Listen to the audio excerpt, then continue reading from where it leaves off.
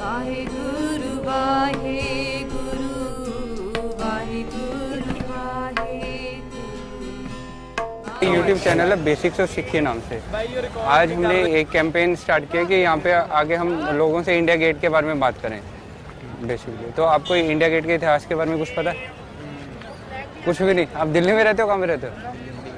आपको India gate तो वही इतना बताया ना कि जितने भी शहीद हुए थे हाँ। उनके लिए बनाया गया है। और क्या कहते हैं, इनकी जितने भी एक एक पत्थर है उस पर उन सभी शहीदों का नाम लिखा हुआ है। और इतना पता है कि यहाँ पे जितने भी चार आग है ना, वो हमेशा एक ना एक जलती रहेगी हमेशा। अमर जवान ज्योति, अमर जवान ज्योति, मतलब जो देश के लिए मर जाते हैं वो अमर हो जाते हैं। अमर हो जाते हैं, इसलिए उनका नाम यहाँ पे लिख दिया ताकि वो हमेशा के लिए अमर हो जाए। तो बेसिकली मैं आपको थोड़ा ब्रीफ करता हूँ आइडिया के बारे में। बेसिकली क्या हुआ था कि ब्रिटिश आर्मी जो थी ना, जब जिस टाइम पे क्या था कि जो थे ब्रिटिश राज था, ठीक है। आपको पता है ना, पूरा कॉलोनियल जो था रूल था वो इंडिया के बाहर भी था। हमने अगर हिस्ट्री में पढ़ा हो तो जहाँ जहाँ पे भी फाइट होते थे ना, तो इंडिया के लोगों को वो लेके जाते थे वहाँ पे, क्योंकि ये भी ब्रिटिश रूल का ही पूरा पार्ट था, है ना। तो इंडियंस ने जिन्होंने वर्ल्ड वॉर 1 के अंदर और अफगानिस्तान वॉर के अंदर कंट्रीब्यूट किया था, उनके आप इस पूरे जगह पे देख सकते हैं, उनके नाम लिखे हुए हैं। तो अभी क्वेश्चन ये आता है, कौन बंदा देश के लिए शहीद हो सकता है? देशभक्ति को थोड़ा इलेबोरेट करो। जो देश के लिए कुछ करना चाहता हो, जो मतलब अपने से पहले अपने देश को रखे, जिसके अंदर ग्रीड नाम की चीज ना हो कि क्योंकि आजकल क्या होता है, लोग कहते हैं कि मैं बच जाऊं। अब ये सोचो, यही कंसेप्ट अगर लोगों ने उस टाइम पे फॉलो किया होता है, इंडिपेंडेंस वाले टाइम पे, जिस टाइम पे देश की स्वतंत्रता के लिए कुछ बोलने के लिए अगर कोई खड़ा होता था तो उसको डंडे पड़ते थे। उस टाइम पे भी लोगों ने क्यों इस चीज़ को आगे फॉलो किया? क्योंकि उन्हें पता था कि हम नहीं खड़े होंगे तो कोई नहीं खड़ा होगा। आज हम सारे जिस जगह पे खड़े हैं ना, फिर भी हम ये फ्रीडम को महसूस कर रहे हैं ना, तो मतलब किसी ने हमारे लिए डंडे खाए हैं। ये आग जो सी लगी है ना, ये चीज़ पोर्ट्रे करती है कि कोई, कहते हैं ना, उजाला हो गया सारी जगह, बट कोई जला भी तो। लोगों के लिए उजाला हो गया पर कोई जला। तो हमारा बेसिकली जो सा चैलेंज है वो थोड़ा सिक्खी कंसेप्ट को समझाता है कि सिक्खी है क्या। तो आज हम एक कंसेप्ट के बारे में बात करने हैं, जिसका कंसेप्ट का नाम है देग तेग फतेह। देग का मतलब होता है फूड, खाना। अब कहीं पे भी जाएंगे ना, किसी भी सिख गुरुद्वारे में जाएंगे, आपने देखा होगा कि खाने को मिलता है। हाँ, लंगर मिलता है। तो उसका आपने सोचा कि कंसेप्ट क्या है?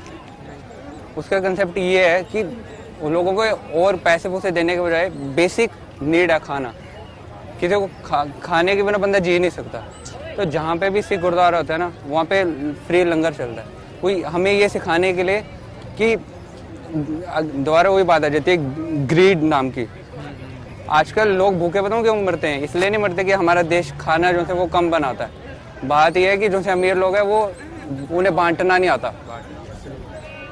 पूरी दुनिया खाना खा सकती है पूरी। तो गुरु साहब हमें मेरे पास सब आ जाए। तो गुरु साहब हमें ये सिखाते हैं। अब आपने देखा होगा, कभी गुरुद्वारे को देखा होगा ना, तो हम सेम फ्लोर पे बैठ के खाते हैं। कोई अमीर भी बैठता है, गरीब भी बैठता है। तो उस टाइम में हमें बोलने की जरूरत नहीं रह जाती कि भाई हम बराबर हैं। अब कोई चीज़ कर ही रहे हो, अब एक तो चीज़ है कि अब लोगों को बोलो कि हम अच्छे हैं। अब बैठ के वो चीज़ को प्रैक्टिस करो, आपको देख के पता लग रहा है कि हाँ भाई ये इसके लिए सब बराबर हैं। कहने की जरूरत नहीं रह जाती। ये होता है देग, फिर आता है तेग। तेग का मतलब होता है किरपान। आपने देखा मैंने किरपान पहनी है।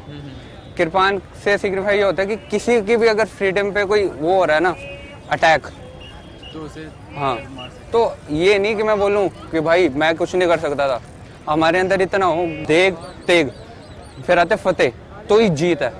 हम जीत तो ही हमारी जीत है। गुरु गोविंद सिंह जी कहते हैं, एक शब्द आता है, देश शिवा बरमोए हैं शुभ कर्मन ते कब हूं न टरूं। हे परमात्मा, मेरे को ये शक्ति दे कि मैं शुभ कर्म करने से ना कभी डरूं ना डरूं, अरसे जब जाए लड़ूं। मैं जब लड़ने जाऊं ना, और लड़ाई भी मेरी ये ना हो कि किसी के ऊपर मैंने अपना कब्जा करना है। लड़ाई किसी पे अटैक हो रहा तो न डरो, अरसे जब जाए लड़ो, निश्चय कर अपनी जीत करो। चाहे मैं मर जाऊं, जैसे ये ज्योति कहते हैं, चाहे मैं मर जाऊं, पर जो से जिनके लिए मैं लड़ने जा रहा हूँ ना, चाहे मैं खत्म हो जाऊं, पर लोगों को फ्रीडम मिले। अब आप यहाँ पे देख सकते हैं, देखो वहाँ पे सारी जगह स्क्राइब हुआ है, फिरोजपुर सिख्स, लुधियाना सिख्स, फिरोजपुर सिख्स। ये सारी रेजिमेंट्स शहीद का वैसे कोई धर्म नहीं होता, क्योंकि यहाँ पे सिखों के अलावा और भी धर्म के जो से बंदे हैं, देशभक्त, जिनके अंदर वो थी कि मैं अपने से पहले अपना देश, वो सेंस।